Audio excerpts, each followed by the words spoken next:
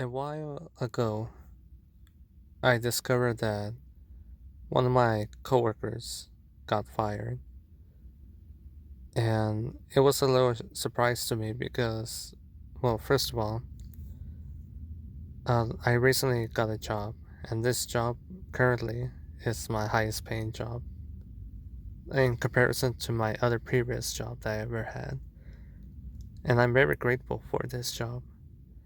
I feel like the universe, especially God Himself, blessed me with this job.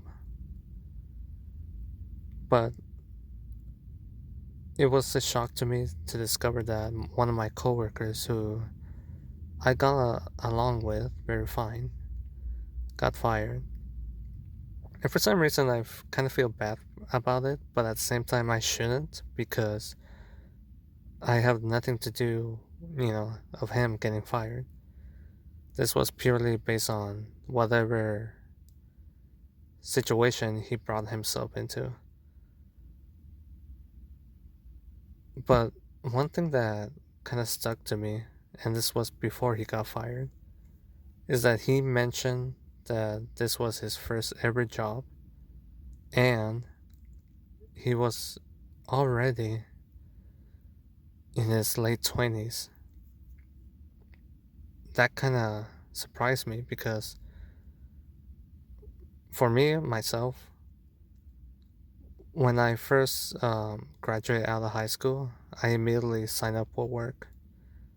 And already by the time I'm in my 20s, I already had work experience. And eventually, I got my own car and my own driver license. Basically getting my shit together. Sorry, I shouldn't curse. But anyway, my point is that this was a surprise to me because the guy, I really thought the guy was younger, like a lot younger. But no, he's in his late 20s, does not has his own car, does not has his driver license, and this was his very first job experience. I don't want to say anything negative about him, but he did struck me kind of slow, mentally speaking. He was slow.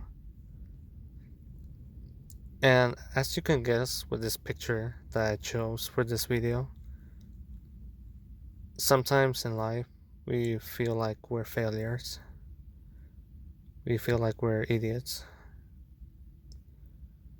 And sometimes, we kind of not want to deal with that reality check.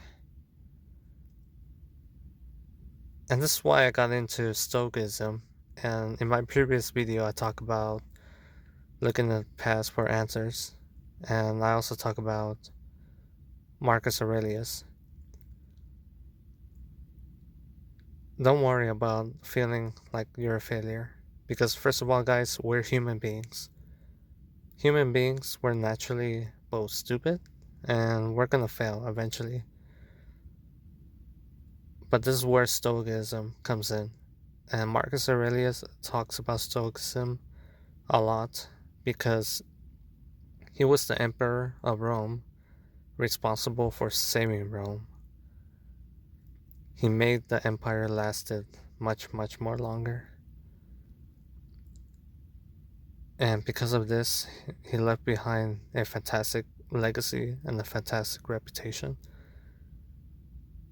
In other words, what I'm trying to get to the point is don't give up.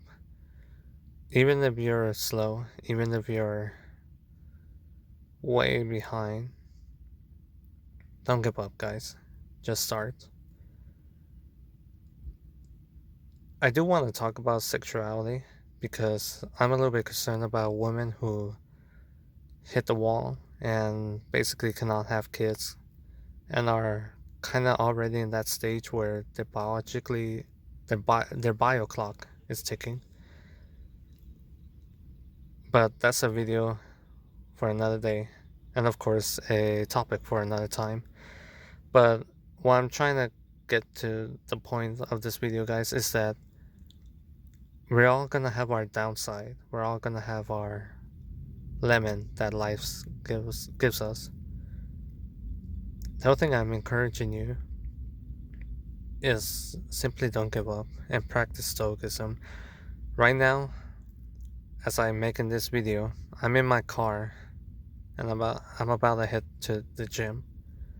The gym, lifting weights, it feels good for me. It feels like meditation and personal therapy.